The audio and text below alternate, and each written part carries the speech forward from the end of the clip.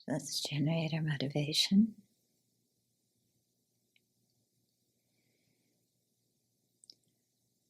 And recall that whoever we are now, we haven't always been this person. That in all of samsara, we've been born in so many different forms,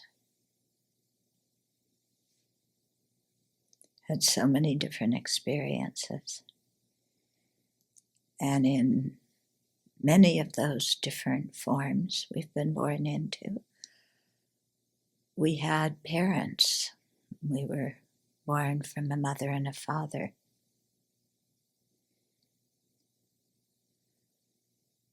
And so reflect on the kindness that we've received from our parents, just in having us, just in making sure that we were taken care of so that we were able to grow up to become adults.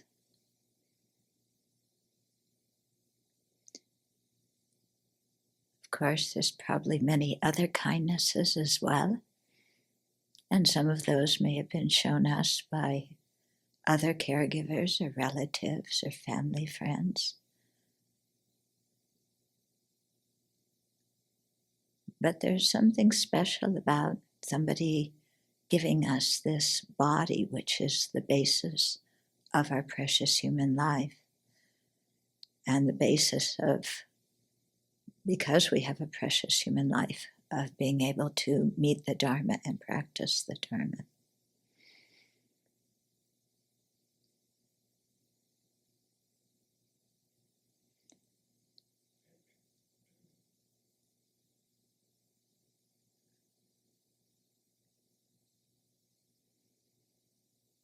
Then we think that in so many of these other lives, other people were our mothers then, and were similarly kind to us.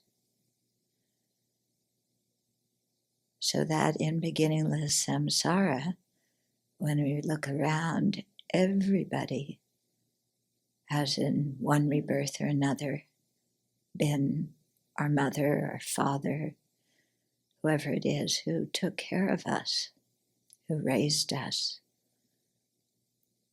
who educated us, who fed us. And so to really feel that kindness that we've received from everybody in one previous lifetime or another.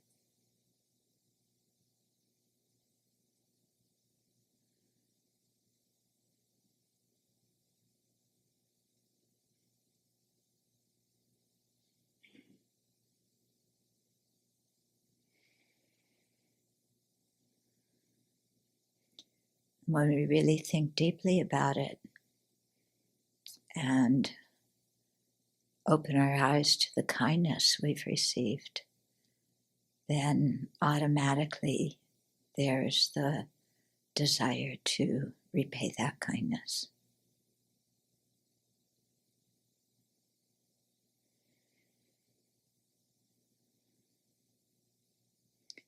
And the best way to repay kindness is to be able to help people progress on the path so that they can be freed of cyclic existence. And to be able to do that wisely, we have to progress along the path ourselves. And becoming a Buddha makes us most qualified to be able to guide others, to repay their kindness in a way that it's difficult for ordinary beings to repay kindness. And so let's generate the bodhicitta motivation.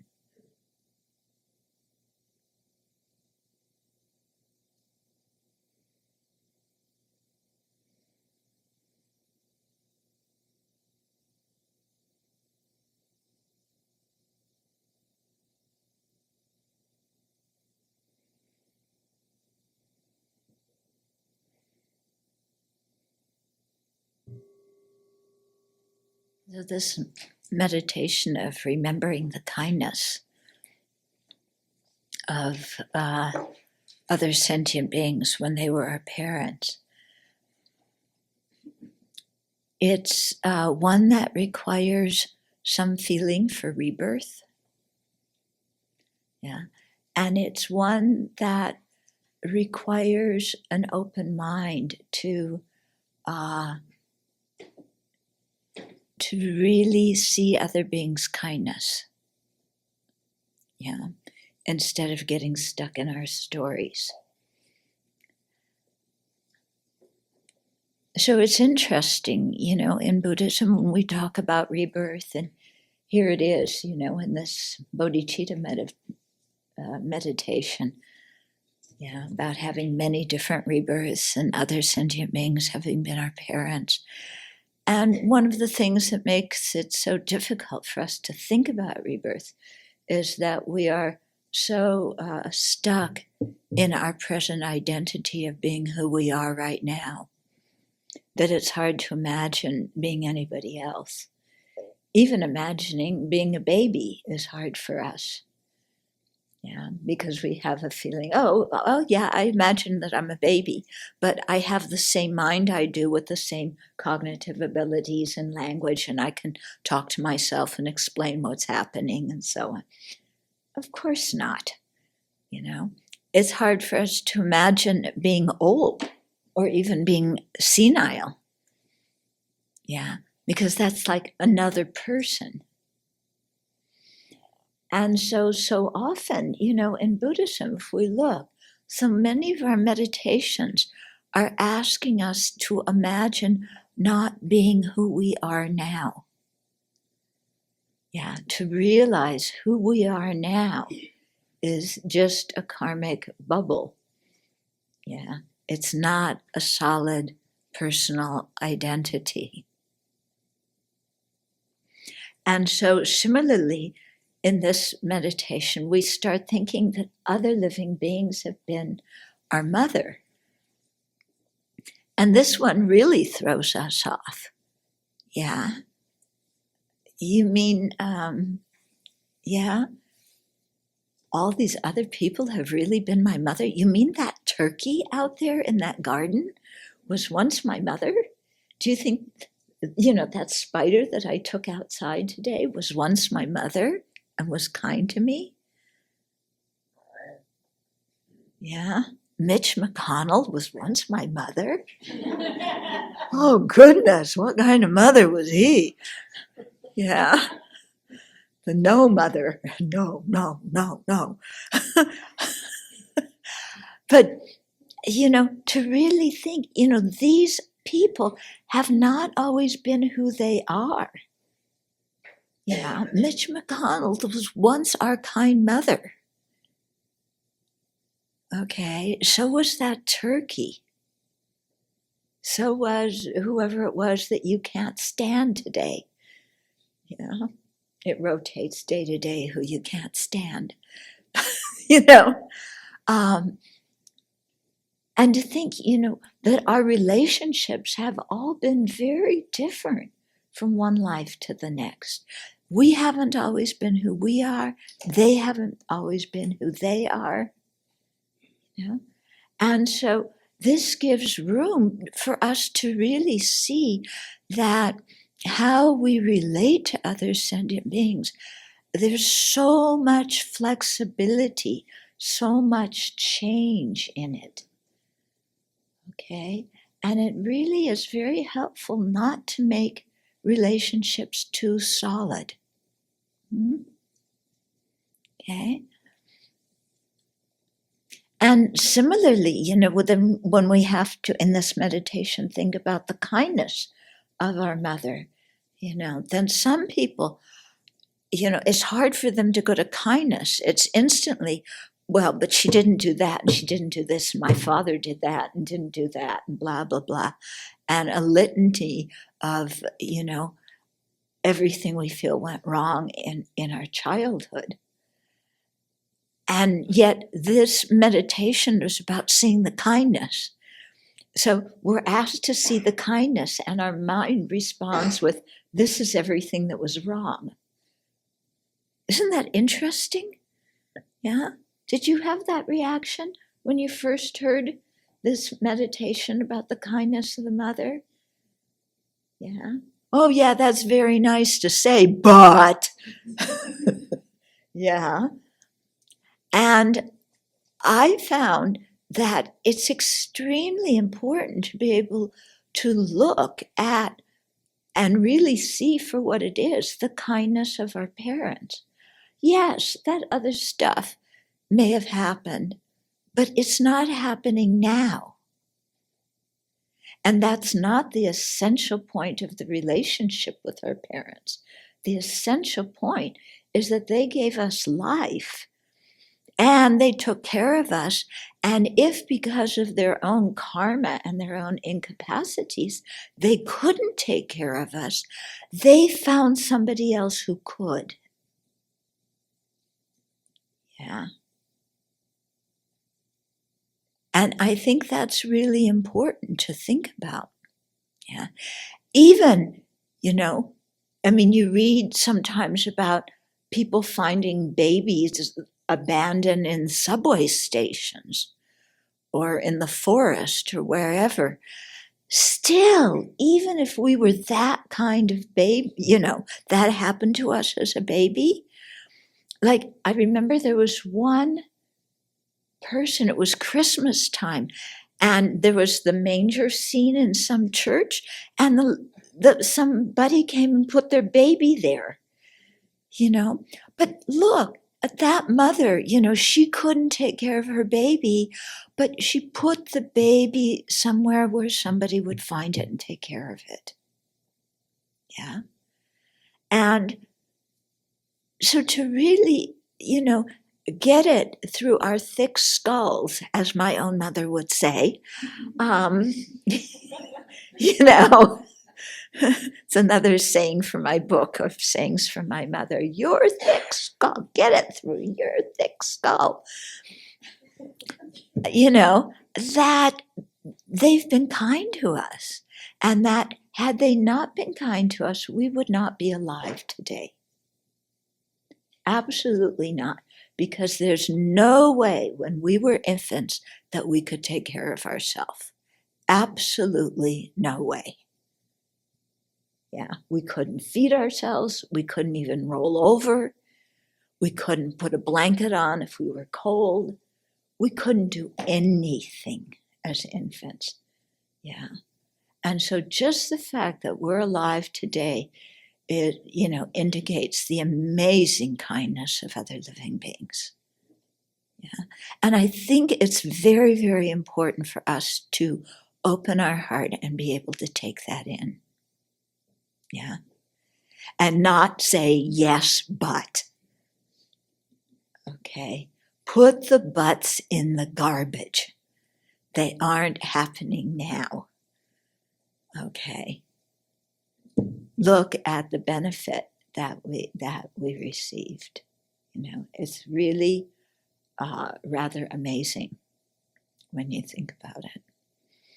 And then when you think, especially, that we haven't always been human beings, we've been dogs, we've been cockroaches, we've been, pretas, we've been all sorts of other living beings. And in many of those life forms, we've had parents who've taken care of us. Yeah. When we hear that story about the mother preta, you know why we make preta offerings every day after lunch? Because one mother preta had 500 children and she couldn't feed them. And so she was stealing human babies to feed her 500 children. And the Buddha said, what are you doing? And she explained her situation. And he said, don't worry, my disciples will offer you food every day after lunch. Yeah. But look at what that mother preta was doing was horrible, killing other beings. But look how much she loved her children. Yeah. And so, she stopped killing other, the human beings. And the Buddha, the Sangha gave her food to give to her children. But to think, how much kindness we've received, and really let that into our heart, so that very naturally the wish to repay kindness comes about. Yeah. And whenever we hit one of those rough spots where our mind goes, yes, but, yeah, come back just to the basic fact, that we have this opportunity to practice the Dharma because somebody gave us this body. Yeah, that's the bottom line in the whole thing. Yeah. And so to really be thankful to them for that. And then to know, the best way to repay kindness is by being able to help people learn the Dharma and practice the Dharma. And so, of course, to do that, we have to learn the Dharma and practice the Dharma ourselves. Okay? So, then we have some responsibility. So, when we do the 5 contemplations before lunch, the 5th contemplation, let's see if I can never remember things when I have to recite them. I contemplate the aim of Buddhahood.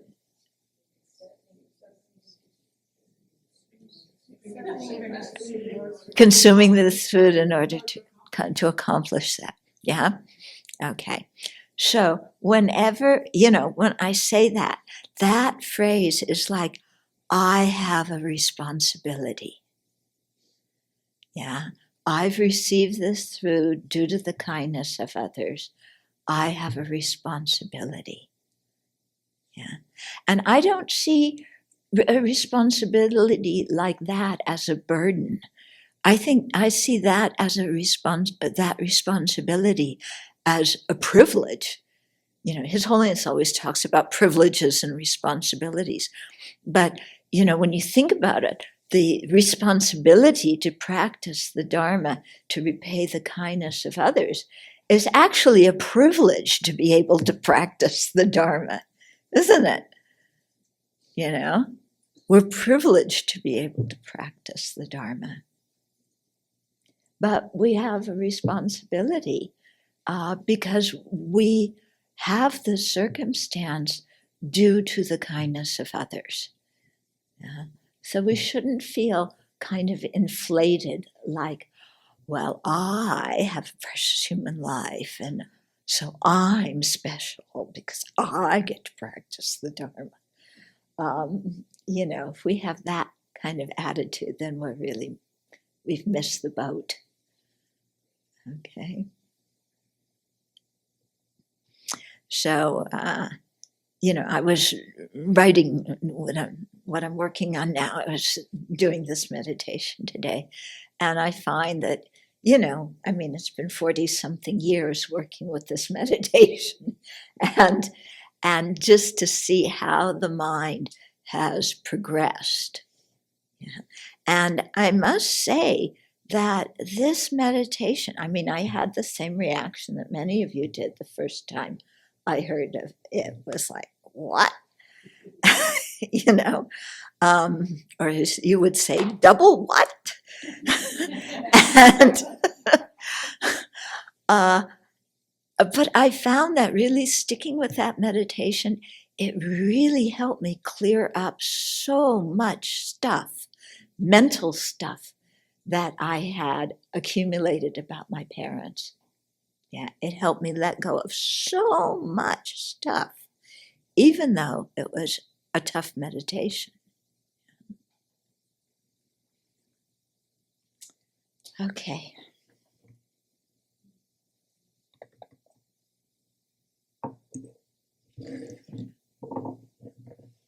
Sometimes you just think about what your parents did their whole lives to support their kids.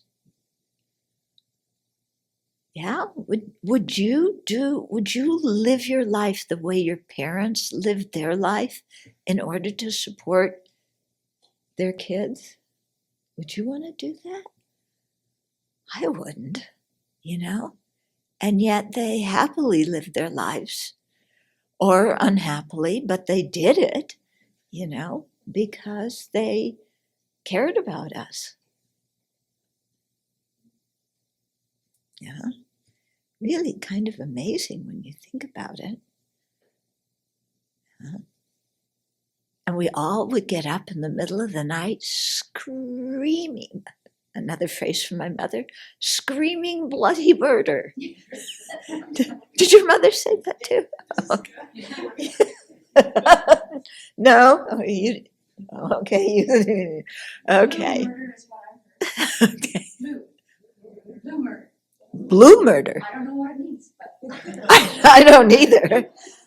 No, it's like, you kids are screaming bloody murder in the middle of the night. And it's like, well, I was just a baby and I was hungry, But they got up in the middle of the night, especially Mom, to feed us for years. Yeah, for years. Would you get up in the middle of the night to feed somebody? Like, go to the refrigerator yourself, Who do you think I am, your mother?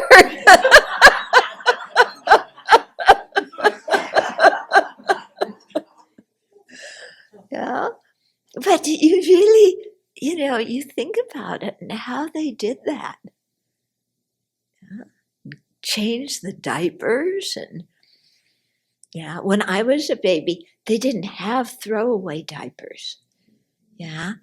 So our mothers had to wash our diapers. Yeah. They couldn't just throw it away. They had to wash the diapers. I heard somewhere that, mothers don't see that even their baby's poo is dirty. And I asked one mother about this. And she said it's true. She said it's true. Your child's poo, you don't see as dirty. Wow, that shocked me. Yeah. But, I think this is a very good way of really opening ourselves up to see things in a different way. Yeah. And to see that we wouldn't be who we are now with the abilities that we have now if it weren't for other people. Yeah, that we're not some kind of independent, self-made person. Yeah, who picked ourselves up with our baby booties. Yeah, we aren't that kind of person, are we? Okay. So we're on the part about view.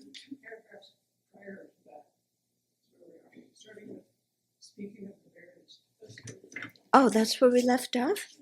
Really? Okay. Okay, so page 76. Speaking of the various Buddhist traditions and teachings can only be done in a general way. As we know, people don't always fit into neat categories with well-defined borders. Ah, shucks. But we want to put people into neat categories with well-defined borders. Yeah, so we know who they are. But it doesn't work like that. As in Buddhism, one teacher, many traditions, we will speak of two principal Buddhist traditions according to the language they came to be written in, the Pali and Sanskrit traditions. The Buddha himself taught in some form of Prakrit, a group of languages spoken in India by the common people of his time. After his parinirvana, the discourses were collated into groups and passed on orally for several centuries.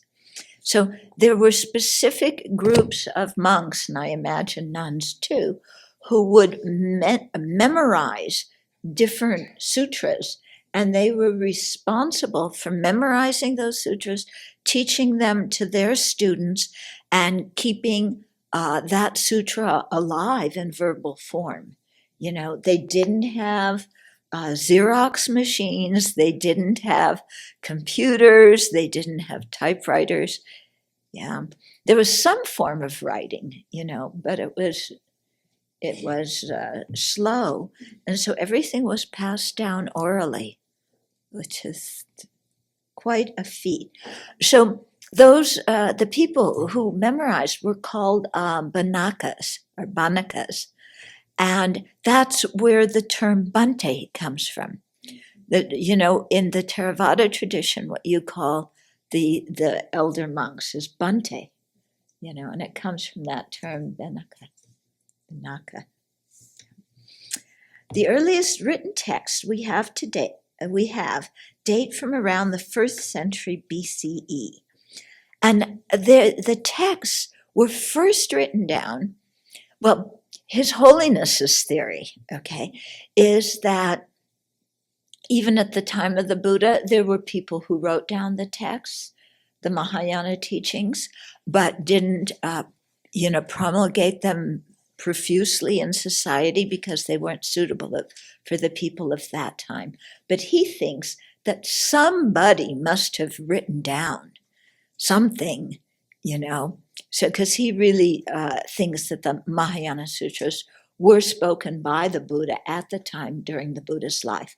Although, he says, they weren't necessarily spoken always to human audiences. Because if you look at the Heart Sutra, when it talks about the people who attended the teachings, and then you go to the place in Rajgir, the place where he taught the Heart Sutra is not bigger than this room, and yet there were, how many thousands of, monks and nuns, and there were yakshas and all sorts of beings and devas and bodhisattvas, and so His Holiness said, the bodhisattvas were probably sitting in the air somewhere. Yeah, a few human beings down on the ground. But so that the Mahayana Sutras weren't always taught just to a human audience. And he thinks were probably written down, but kept very private. Yeah.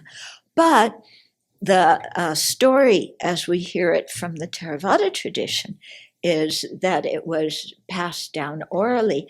And then in the 1st century BCE, there was a famine, and so many people starved, and they became very concerned that, if many monks died, then the lineages of monks who could recite these sutras would die and the lineages would be lost. So the 1st century BCE is when they started writing things down in Sri Lanka.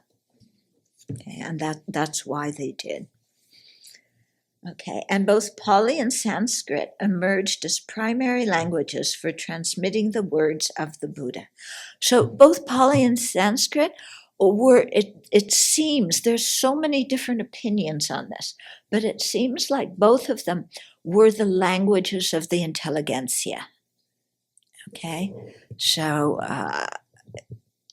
so you wanted to write things down in the language of the intelligentsia. I don't know Prakrit if, it had written forms or what. The Sanskrit tradition, as we describe it here, also includes texts in ancient Central Asian languages such as Gandhari. So, there were other scripts besides Sanskrit and other languages that at least the Sanskrit tradition was written in. So Gandhari, that was Pakistan, Afghanistan, Central Asia. That whole area was once a flourishing Buddhist community, just completely flourishing because it was part of the lower Silk Road. So, and now they've been finding many items and some texts. Some years ago, they found a whole slew of texts that they didn't know about before in that area of Asia. And in UW is where Richard Solomon is and Colette Cox, and they are great scholars of these ancient, Gandhari and Brahmini texts. And our friend Venerable Tianqing, she was a graduate student at UW, and she helped, they would translate this. So I got to go with her one afternoon when they were translating, and it was so inspiring, because they had these fragments of text that had been photographed. Because they're so flimsy, they would just fall apart if you touched them nowadays, basically. So they would have them photographed and they would shine them up on the wall. And then they would try and, it was like a mystery story, figure out what it was saying. And what made it difficult is you wouldn't have the whole page. Part here would be missing. It was torn here. This part was faded out. But for me, just to sit there and think, this stuff was written almost 2,000 years ago. Yeah, somebody wrote this down 2,000 years ago. Did that person have any idea that people 2,000 years later would be looking at what they wrote down, in a university and try and figure out what it is? Yeah. So I don't know, somehow the experience was very moving for me to see how they were, really trying to understand what these sutras said. Okay. And Richard Solomon has written a book, a few books about it. And I think one of them just came out last year. And then some other ones have come out before. Okay. But before exploring the historical development of these traditions, it is helpful to be acquainted with the spiritual vehicles that they teach. Okay, so when we say, this will come here, but when we say yana is usually translated as vehicle, like in Mahayana, okay. Yana is actually synonymous with path. And path refers to a consciousness. So even though we talk about, the great vehicle, or we're following the path as if the path is, here it is and you follow it. We talk like that, as if the path is a path and the vehicle were a vehicle. But it's actually, both of them are consciousnesses. Yeah. And so we talk about a path consciousness. So that's one that somebody who has attained a path has. Okay. So we talk about, we're on the path. Okay. Actually, we haven't actualized a path yet. And we haven't really, and we say, I'm a Mahayana practitioner. Actually, we haven't even entered the Mahayana yet. Okay? So, because if we talk about the Mahayana, or we talk about the fundamental vehicle, there's 5 paths, which of which it is composed. Yeah. To enter the first path of the fundamental vehicle, you have to have the realization, like it says in 3 principal aspects of the path, of the wish for liberation day and night. Okay, remember chanting that? Yeah, you have to have that to enter the fundamental vehicle path, the lowest path of the whole fundamental vehicle. To enter the Mahayana, you have to have spontaneous bodhichitta whenever you see some sentient beings. So that frog out there, okay, when you see that frog and any other sentient being, if our response is, I want to get enlightened for their benefit, then we've entered the Mahayana vehicle. Okay, every single sentient being, we can't leave one out. So the frog, his parents, his siblings, his children, chain migration, all of them can come in. Okay, we accept chain migration in Buddhism. Yeah. And, and we don't leave anybody out. So you can see that's just to enter those two paths. So I don't know about you. I haven't entered either of them. Okay.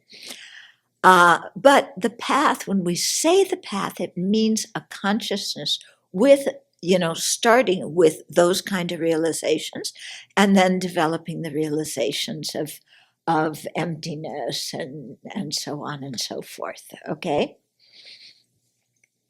So vehicle and path are synonyms. While these terms are frequently used to refer to a progressive set of spiritual practices, they technically refer to exalted knowers.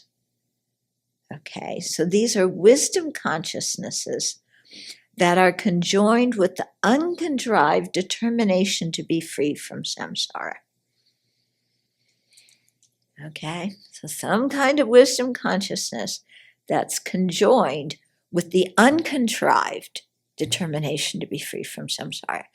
Okay, and now again, I don't know about you, but my determination to be free from samsara is contrived or fabricated. In other words, I have to think about it. Yeah, I have to think about, oh yeah, there's some disadvantages to cyclic existence. Oh, really? My samsara is pretty good. I just need to tweak it a little bit and make it better. Well, no, that's not it. Actually, there's no true happiness to be found in samsara. So I have to cultivate my renunciation. Okay. Yeah. So that's the difference between contrived and uncontrived, or sometimes they say fabricated and unfabricated. Okay. When our teacher, Shakyamuni Buddha, lived in India, he turned the Dharma wheel. That is, he taught the Dharma. That's what it means, turn the Dharma wheel.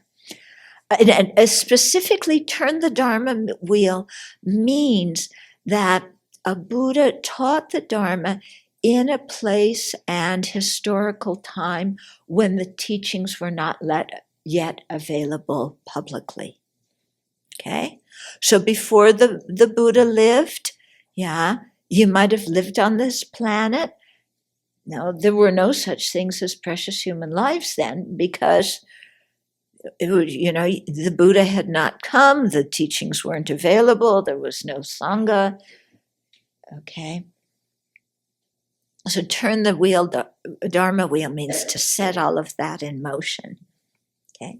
The Buddha turned the Dharma wheel by giving teachings for the beings of the three vehicles: the Shravaka, solitary realizer, or Pratyeka Buddha, and Bodhisattva vehicles. These are called vehicles, or yana, because they convey their respective practitioners to distinct spiritual attainments. Okay? According to the Sanskrit tradition, the three vehicles are differentiated in terms of the motivation to attain a specific goal. That's one thing that differentiates them. Their principal meditation object, the accumulation of merit and length of time necessary to attain those goals. Yeah. So that's how the Shravaka, solitary realizer, and Bodhisattva vehicles are differentiated. Yeah. Now, somebody may say, well, what about the Hinayana? Remember, I told you that term is banished. Okay, we don't use it. His Holiness, it's a very derogatory term. Nobody self-identifies as a Hinayanist. So it's for somebody who is seeking their own personal liberation from samsara, it's better to say they follow the Sravaka vehicle or Pratyeka vehicle or solitary realizer Buddha vehicle, or just to say they follow the fundamental vehicle. Okay, and the reason His Holiness calls those two vehicles fundamental is because to practice Mahayana or Vajrayana, we have to do it on the foundation of the common practices shared with the Shravakas. Okay. Each vehicle leads to its own awakening. So even though we usually say enlightenment or awakening, and use it to refer to Buddhahood, actually, there's in the text, you speak of three kinds of awakening. Okay, the solitary realizer awakening, Sravaka awakening, solitary realizer awakening, and then Buddhahood. Okay. Now here we're using the term Sravaka. My editor insisted that we use that. I wanted to use the term hearer. Other times people use the term listener. Okay. But now I'm actually completely okay with using the term Sravaka. Bhikkhu Bodhi explained to me that in ancient India, the term Sravaka just meant disciple. So all the various different teachers who taught in ancient India, all their own philosophies, they all had Shravakas. They all had disciples. Yeah. So the Buddha, in many cases, he took terms that were in common parlance in his day, brought them into Buddhism, gave them a different meaning. And so this is what happened with the word Sravaka. Okay. So the Tibetans, when they explain why it's called hearer or listener, is they say, well, because these people heard the teachings from the Buddha, and then they taught them and made other people hear the teachings. So that's why they're called hearers. Okay, but it's interesting. And that's a gloss of the Tibetan word, how they translated Shravakas. And actually, Shravaka, the same thing is in Sravasti. The Shra is the same. Yeah, because the Tibetan name for Sravasti is, what isn't it Nyenyul? Something like that. So it's like, yeah, the place of hearing. The place of hearing. Or Nen, not Yul. Nen. Yeah, so that's, I think, how the Tibetans translate Sravasti. What is the difference between the enlightenment of solitary realizer and enlightenment of a Sravaka? I didn't know there was a difference. Yeah, they both attain arhatship.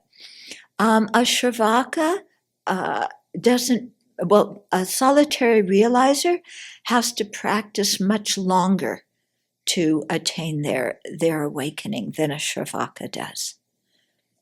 They have different paths, but the same goal. They have the same goal. The hearers in the Shravakas meditate primarily on the four truths. The solitary realizers meditate primarily on the 12 links. Okay, so they have different meditation objects. The amount of time they need to accumulate merit is different.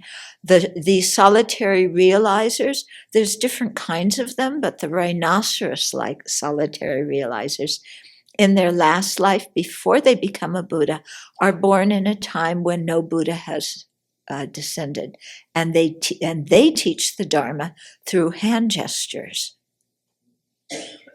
Yeah. They're called Pratyeka Buddhas. Yeah, they aren't Buddhas, but they attain the solitary realizer awakening. Okay. I don't know why they're called Pratyeka Buddhas, but but probably for the same reason that they attain awakening, and there's different kinds of awakening. Mhm. I've said this, but the dictionary has Sravasti, the Tibetan, as Mnyan, and then the last second word is Yod. Yeah, Nyenyo. Is that what you said? Yeah, the M is silent. And then the second is Yod. Y-O-U. Yeah, Nyenyo. I don't know the pronunciation. Yeah. Yeah, the Tibetan has all sorts of silent letters. Yeah, so it's very difficult to learn to spell Tibetan. If the Pratyeka Buddhas have to spend so much more time accumulating merit, is the quality of their nirvana different? You know, we used to ask that same question too, and it seems like it's the same type of nirvana, but they just had different aspirations and different wishes about how they wanted to attain nirvana, you know, because nirvana is nirvana. You've eliminated all the afflictive obscurations. And so there aren't any solitary realizers now, because in our world the Buddha has descended. So at least these rhinoceros ones aren't around. So often, you know, in the book, I just use Shravaka to refer to both of them, the Shravakas and the solitary realizers. Okay, each vehicle leads to its own awakening. Both the Pali and Sanskrit traditions contain teachings on all three vehicles, although the Pali tradition places more emphasis on the Shravaka vehicle and the Sanskrit tradition on the Bodhisattva vehicle. So this is one misunderstanding that many people have, is they think, you know, because sometimes instead of saying Pali and Sanskrit vehicles, they say the Southern tradition and the Northern tradition. Or they say Theravada and Mahayana. And it all gets quite confusing because we have all these stereotypes, okay? And so the stereotype of people say, well, Pali, you know, they just practice the Shravaka vehicle. They don't generate great compassion. They don't have bodhichitta. They just work for they're selfish, yeah. They're selfish. They just work for their own awakening, yeah. So don't be one. Okay, that's kind of the essence of the message that is taught. Depending on which sutras, the Lotus Sutra is very intense about this whole thing. Other sutras are milder about it. Spit on Hmm? Spit on them. It's a chance. But, Chance. The 4 clean, vertical 4 clean. yeah. Oh, spit on it, right. Yeah. Okay. So, where was I? Yeah, I get distracted when people call out things. Okay. Oh, yeah. So one of the standard stereotypes is, okay, you know, those people, they're Theravada, you know, they just go for our hardship. They don't know anything about, you know, the Mahayana. They don't know anything about love and compassion and bodhicitta. Okay. So I remember many years ago, this must like 93 or 94, and His Holiness was teaching in Arizona, and he was teaching during the day, and then in the evening there were some Western teachers teaching. So Sharon Salzberg gave a talk about metta, you know, in the evening talk. Were you there? Yeah. And so I have one of my dear Dharma friends, long-term Dharma friends, good practitioner, excellent scholar. He came away from that talk and said to me, oh my goodness, they talk about love. I didn't know that. He was completely shocked, about her talk about metta, and I mean, I knew that, I had lived in Singapore by that time. And so my little, Tibetan bubble had been broken, and I was exposed to all these other things by then. But but this is a standard stereotype, and it's completely wrong. And actually, I mean, in what we call the Theravada, the present-day Theravada, they do have a bodhisattva vehicle, because the Buddha was once a bodhisattva. Yeah, and he had to practice the bodhisattva vehicle to become a Buddha. Okay, and so there's this beautiful text written in the 6th century by Dharmapala, who was an Indian, and it talks about the bodhisattva vehicle in the Pali tradition, yeah, and how the Buddha generated bodhicitta, and they have 10 paramis, or 10 paramitas. Many of them overlap in name with the 10 in the Sanskrit tradition, but even the ones that don't have the same names, the meanings are found from both traditions in the other tradition. Yeah, it's very interesting, and it's really inspiring to read this, especially the the story of how the Buddha generated bodhicitta and so on. Yeah, so this is just, I mean, yes, they have a bodhisattva vehicle. And I was very surprised when I went to Thailand, that the place I was staying, I may have told you this before, but the master in the place where I was staying, Achananan, he had been to Potosan, Chenrezi's island, in China, and they had a picture of him, kneeling and bowing to Chenrezi, and in the photograph, there's this light coming from the statue going into the master. Yeah. And he was going to build in his Theravada monastery in Thailand a small temple for Chenrezi. And I was going to Dharamsala right after that. So he gave me these plates of copper to have His Holiness write something on, and then to bring them back, because I was coming back through Thailand, give them to him, and then when they made the statues, they would melt those copper plates in when they made the bronze to make the statue. And he had incredible faith in Chenrezi and Kuan Yin. Yeah, quite amazing. Okay, and they told me that there were some monks in Thailand that they considered to be emanations of Maitreya. Okay, so they.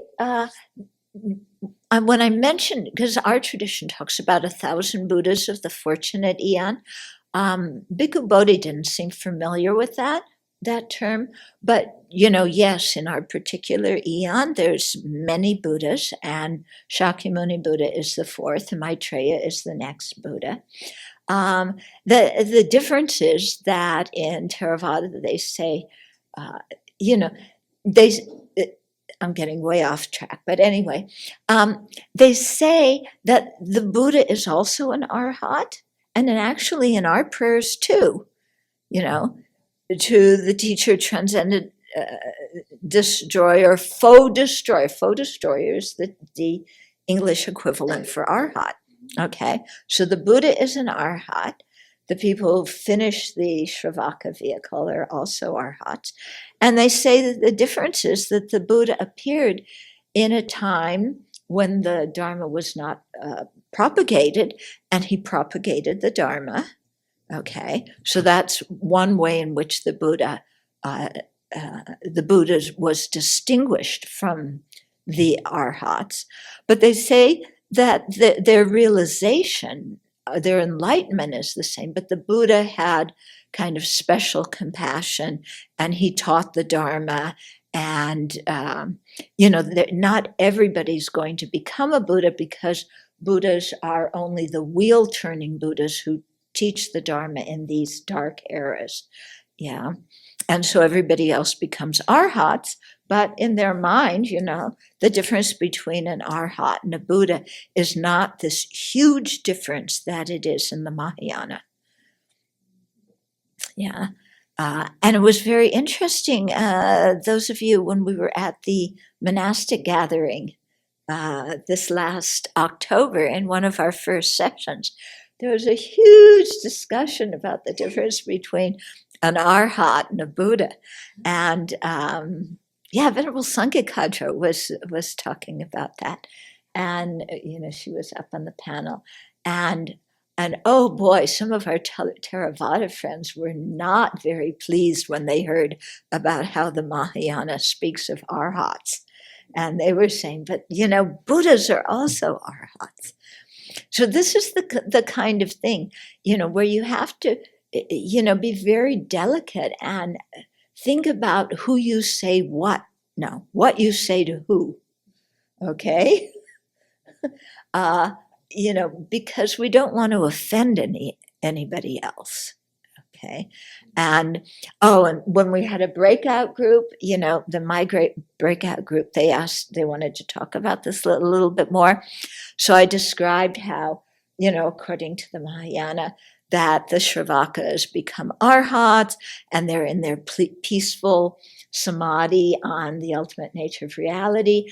And then the Buddha wakes them up and tells them they need to generate bodhichitta and start all over on the bodhisattva path. Woo! Were any of you there in that breakout discussion group? Woo! They were not pleased when they heard that. The Buddha had to wake up arhats? Are you kidding? Because the arhats are, who they revere the most and who they want to become. Like the arhats are sleeping and the Buddha had to wake them up.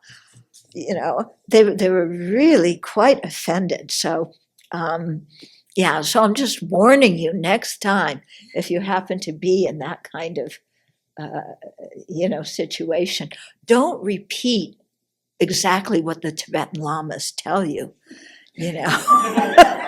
because it's not going to turn out well in terms of creating harmony. Yeah. Yeah. So, but one thing the Tibetan Lamas do tell us is don't ever criticize the arhats, because we have nothing near the realization of the arhats. So there's nothing we should be critical of them for, because they're much superior than we are in terms of our realizations. Yeah. Yeah.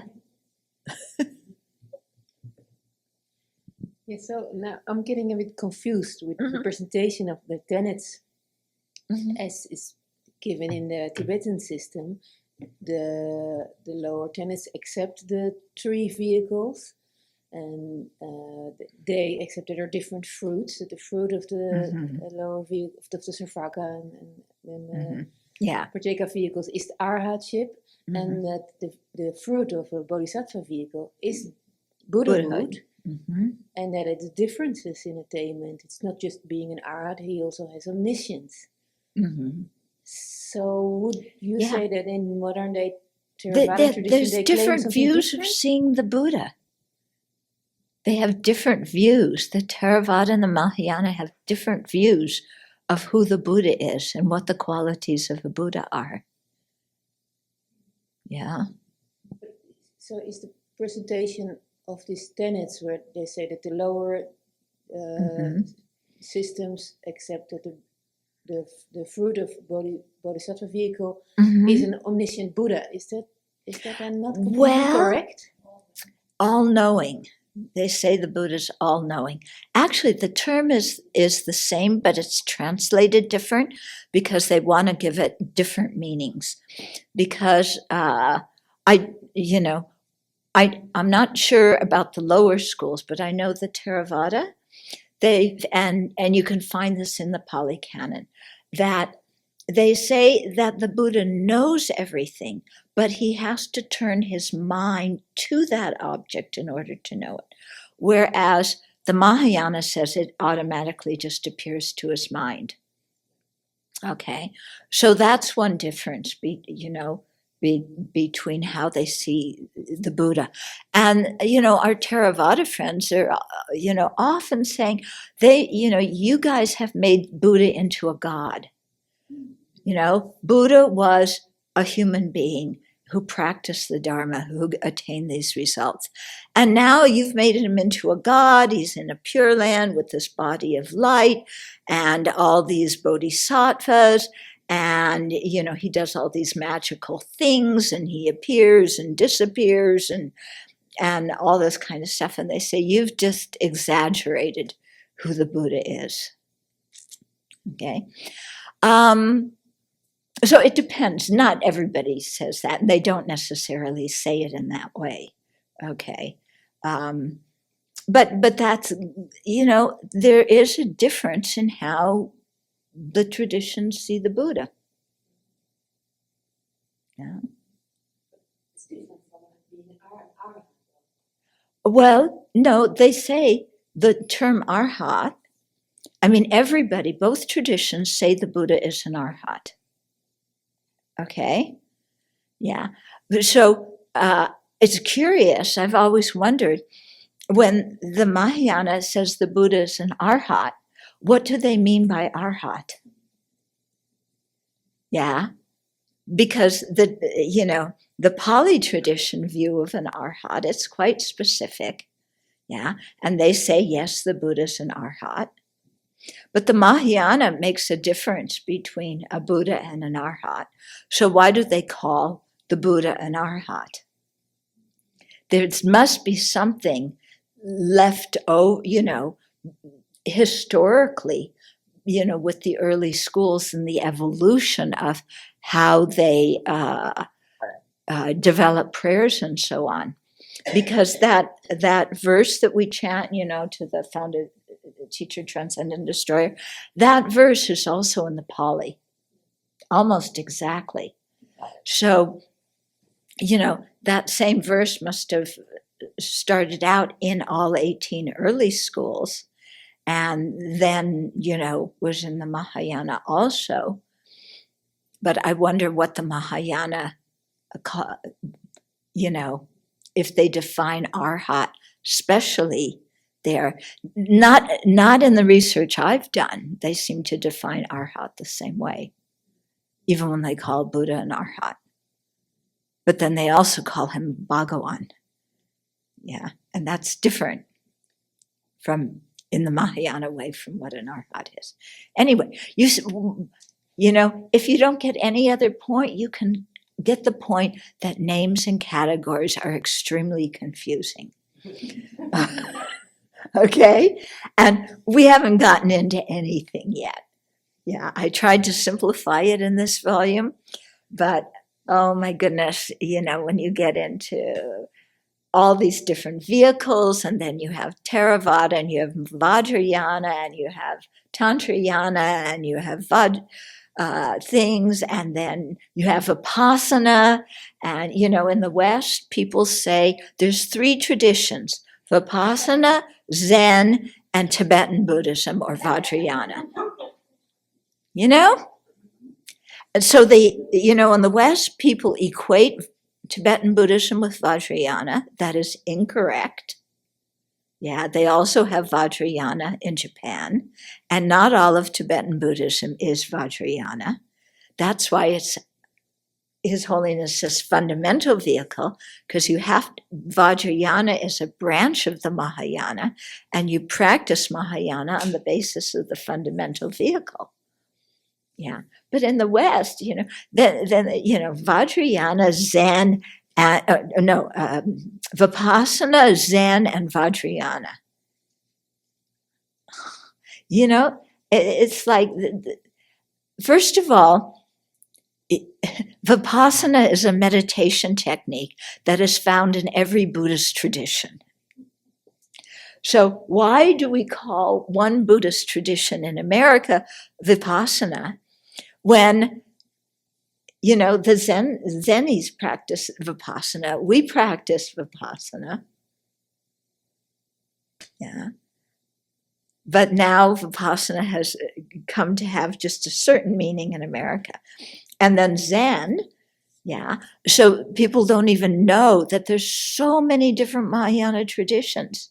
Yeah, in China, there's so many. There's Huayan, there's Pure Land, there's different kinds of Pure Land teaching. There's, what else is there? I can't remember all of them. Oh, Tentai, right. There's Tentai. There's a Madhyamaka school. There's a Chitta Madhya school. How they divide the schools in China is very different than how the Tibetans divide them. Yeah. They have a small tantric school in China. They have some what we would call fundamental vehicles, schools, a Vinaya school in China too. So it's, yeah, you have to have a real flexible mind because the categories just, you know, you can't squeeze everybody into the categories you want. Yeah, so in the West, you know, saying Zen, yeah, or Chan, yeah, and they forget about all the other Mahayana schools, and they see Vajrayana as a whole different tradition, unrelated to the Sravaka vehicle, unrelated to Mahayana, but actually Vajrayana is a type of Mahayana tradition. It's not separate from Mahayana, you know, and you practice both Mahayana and Vajrayana on the basis of the fundamental vehicle. So I remember at this one Western Buddhist Teachers Conference I attended many years ago, you know, and that's how they talked. And Gelek Rinpoche, who was alive at that time, he gave a talk there and he corrected it and explained how it should be spoken of. Nobody took it in. Nobody took it in. All the people after that, you know, or at least the non-Tibetan people, but even some of the Tibetan people, you know, say, we practice Vajrayana. You know, our whole practice is not Vajrayana. Where does the term Sutrayana come in? Oh, this is another term. Good. Yeah. Because we have Sutrayana, then we have Paramitayana.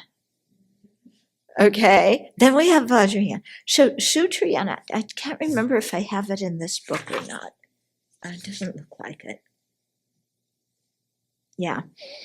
Sutrayana is talking about the Sutrayana, the Sutra vehicle. So the Sutra vehicle is comprised of the fundamental vehicle teachings and the Mahayana teachings that are not Tantra, that are the sutra-based Mahayana teachings. That's the Sutrayana. The Paramitayana, or perfection vehicle, is the part of the Sutrayana that talks about Mahayana scriptures, that is rooted in Mahayana scriptures. But Paramitayana does not include Vajrayana. Okay. So it's like if you had, okay, how would you draw this as a chart? You mean one way you could do it is Sutrayana, and if you had some, you would have to have Sutrayana and Vajrayana because they're distinct. But under Sutrayana, you would have a fundamental vehicle, which would be the Sravaka vehicle and the solitary realizer vehicle. And you would also have the Paramitayana, the perfection vehicle, which is part of the Bodhisattva vehicle. But you couldn't write Bodhisattva vehicle there. You would have to write perfection vehicle because the bodhisattva vehicle has two strands. One part is the perfection vehicle, and one part is, or one part actually would include Sutrayana and the perfection vehicle and the Vajrayana. Are you confused? Good.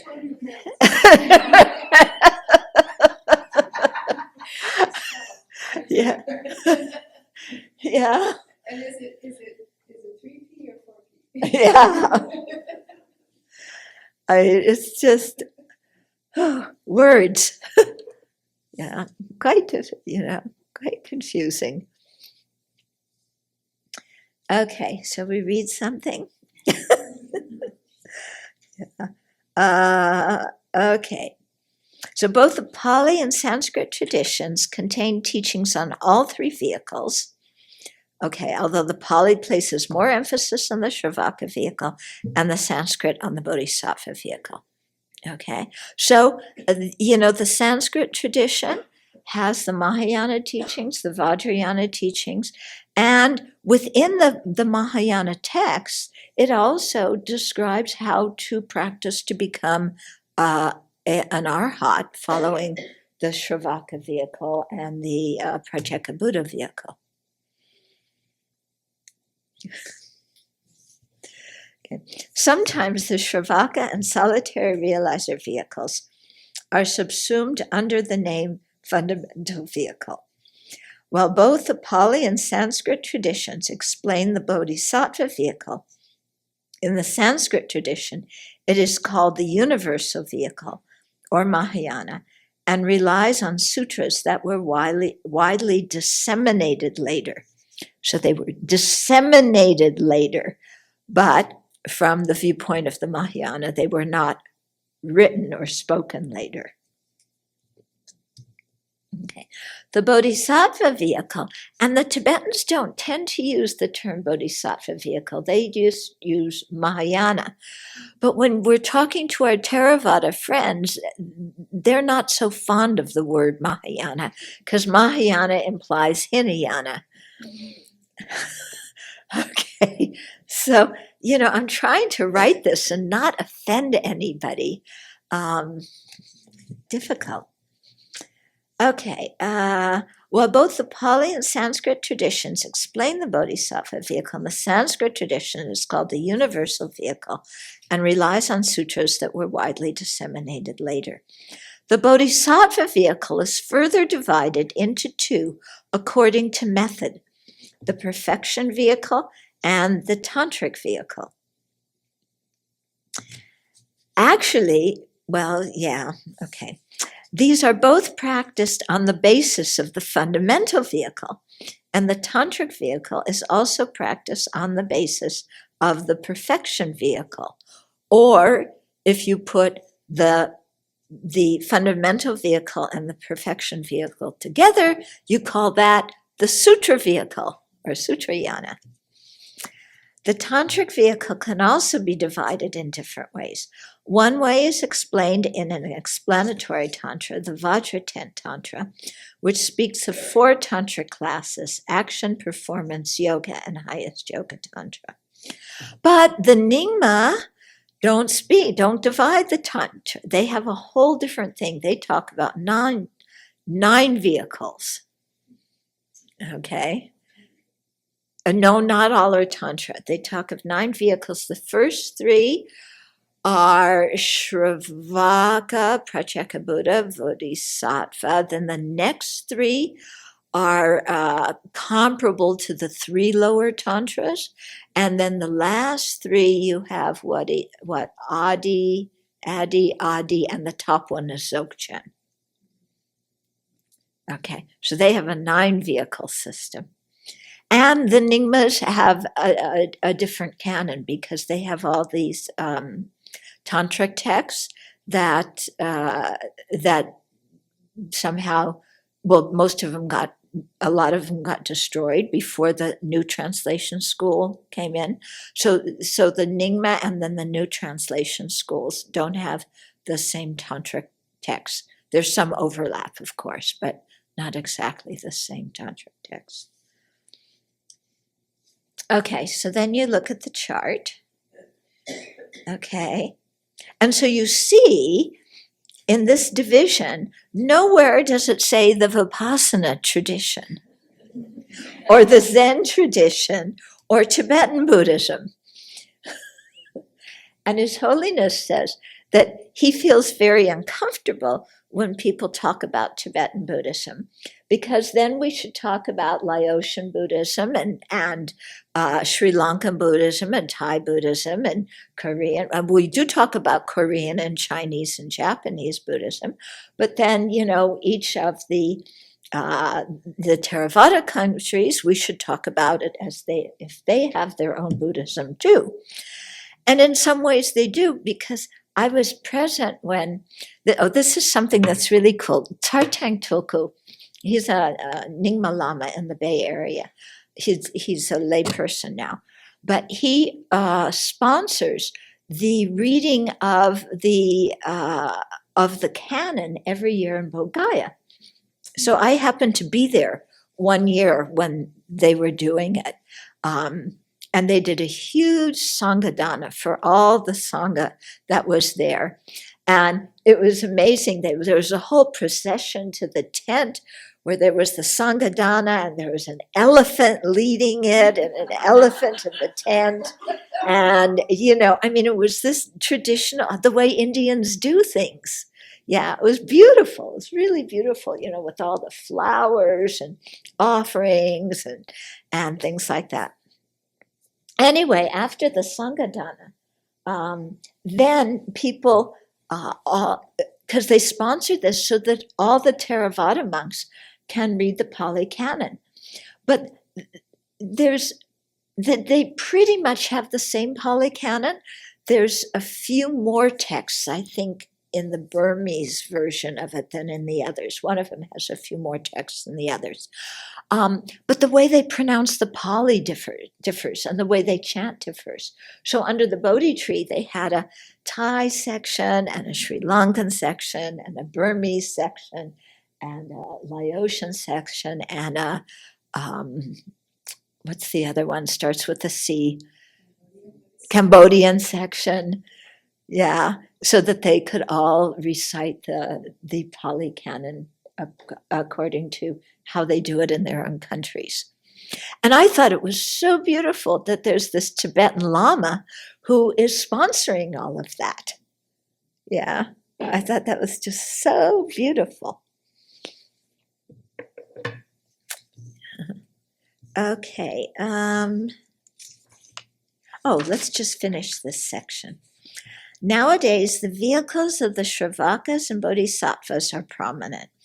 In their last lives, solitary realizers appear in a time and place where no Buddha has turned the Dharma wheel.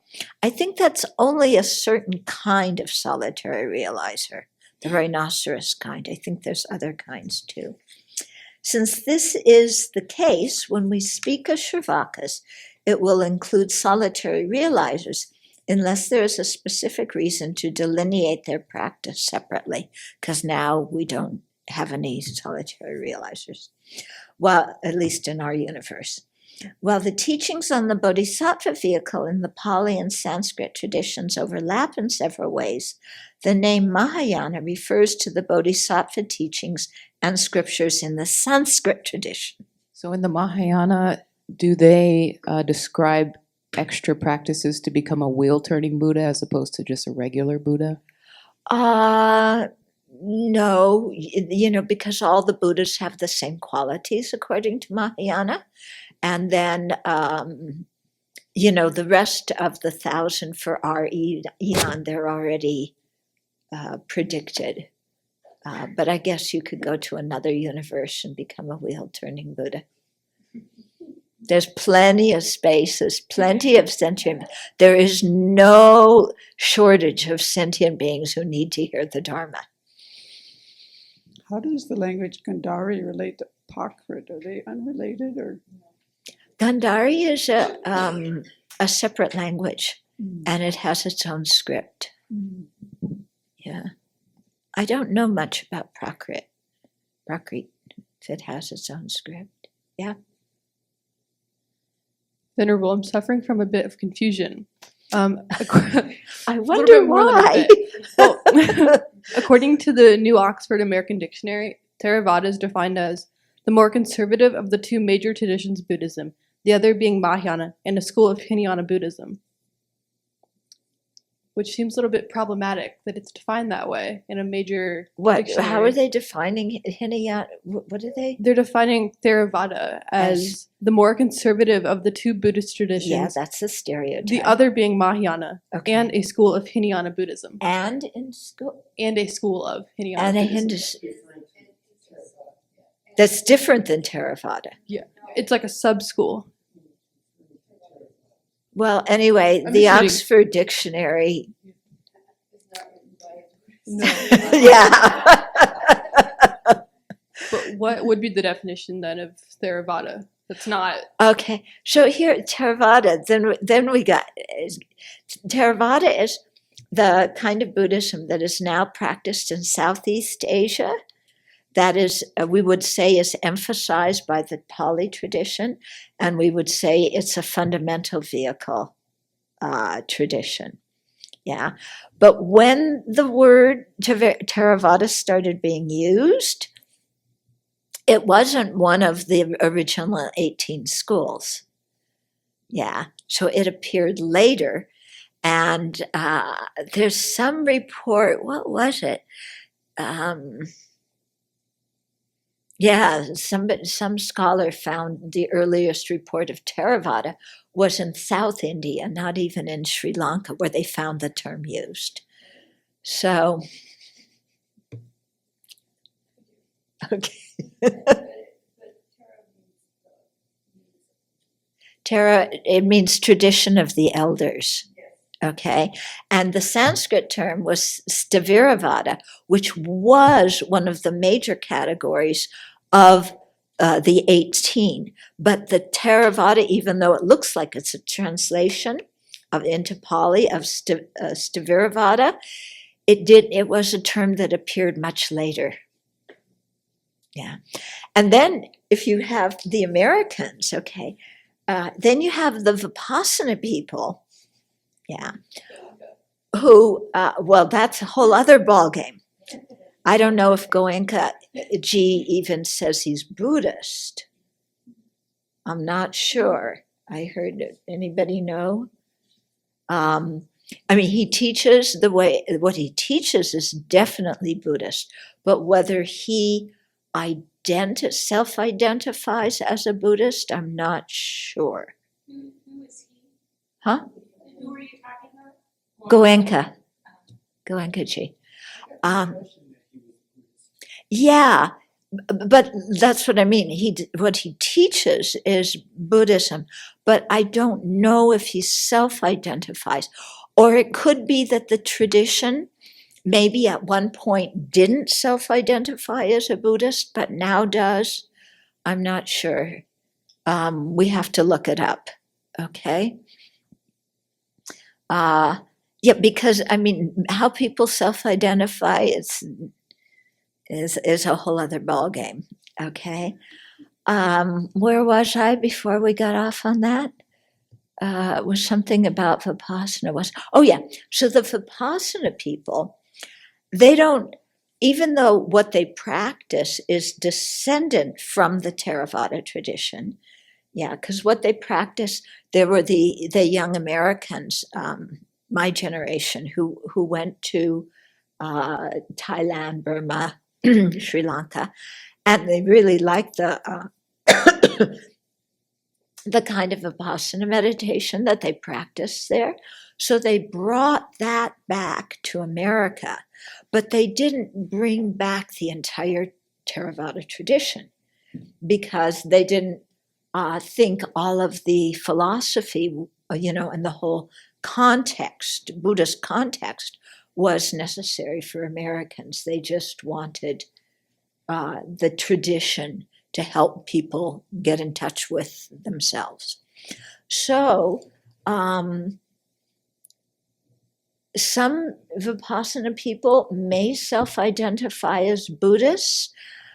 I know years ago, I don't know how it is now, but I know years ago, They actually, oh no, wait, sorry. They will self-identify as Buddhist, but they will not self-identify as Theravada. Okay, at least years ago, some of the Vipassana people would not say we are Theravada. Theravada is those monks over there who are conservative. That's where you get the conservative part. Okay, conservative, hierarchical, patriarchal. We're Vipassana people, we don't have that baggage. Was how so they didn't self-identify as Theravada. Now we see that there's more closeness and harmony between some of between the Western Theravadas and the Vipassana people. Yeah. Like, for example, our last monastic gathering was at Spirit Rock. Yeah. And, so that's pretty significant, I think. And recently they've been having more monastics speak at Theravada monastics speak at Spirit Rock, also at the Barry Institute for Buddhist Studies. So I think they're coming closer together now, the Vipassana and Theravada in the West. Yeah. But then you have the Vipassana, and the latest rage is mindfulness. So I even got a request to do some teachings for a Tibetan group, and all the whole thing was about mindfulness. I can't remember the different categories. Mindfulness of the defects of samsara, mindfulness of bodhichitta, mindfulness of everything was mindfulness. Okay, did you read that out? Okay. It was in an invitation I received. So that was quite interesting. Yeah, so just words are like, you dance with words and they twirl around and they're hard to pin down. Mm-hmm. If anyone's really interested in exploring this, the Wisdom podcast, the Wisdom Publications podcast, has interviews with Joseph Goldstein and the whole crew, Sharon, everybody. They talk about their journey. It's really fascinating, interesting. So Yeah, it's nice because they've interviewed people from many different traditions, and some of the I think the online news, news things, Buddhist online news things, they do things from many traditions, and I don't know. It's hard to keep up with the whole thing. When I was in Taiwan at the Triple Platform, I met a monk who was there, and he was from Bangladesh. And he is from a minority group there that had been Buddhist since from way back. And he actually had moved to Sri Lanka to go to a Buddhist university. And then he was over in Taiwan, studying in Taiwan. And he took the Bodhisattva precepts. Yeah. And he was considering burning his head, but he decided that might not be good for the people he would be around. Yeah. But it was I did not know that there was a traditional group there that had been, Buddhist since before the.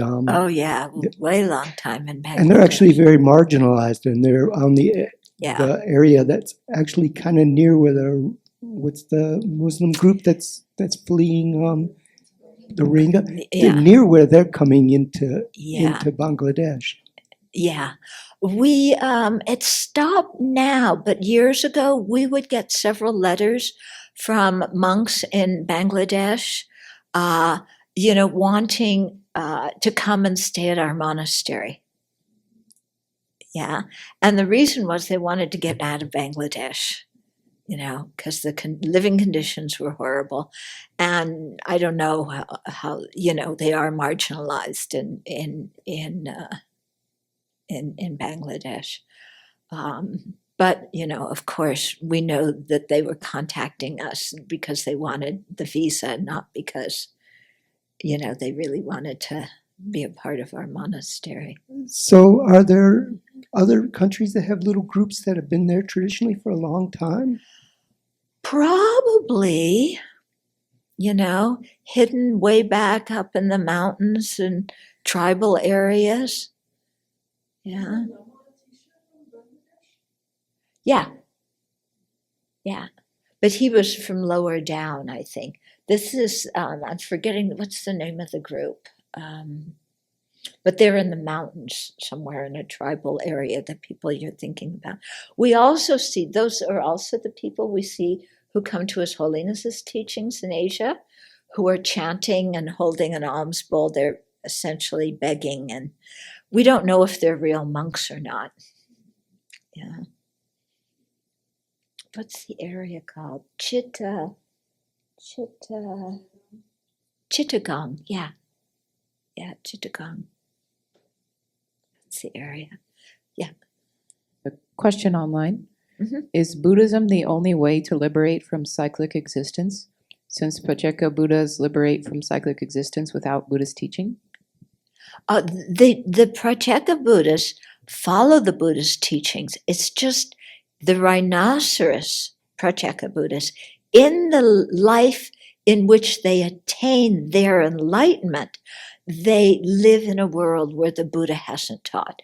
But all their lives before that, where they were accumulating so much merit, they lived where the Buddha taught and studied the Dharma. Okay, so it's not that they were non-Buddhist and then one lifetime they became arhats, not like that.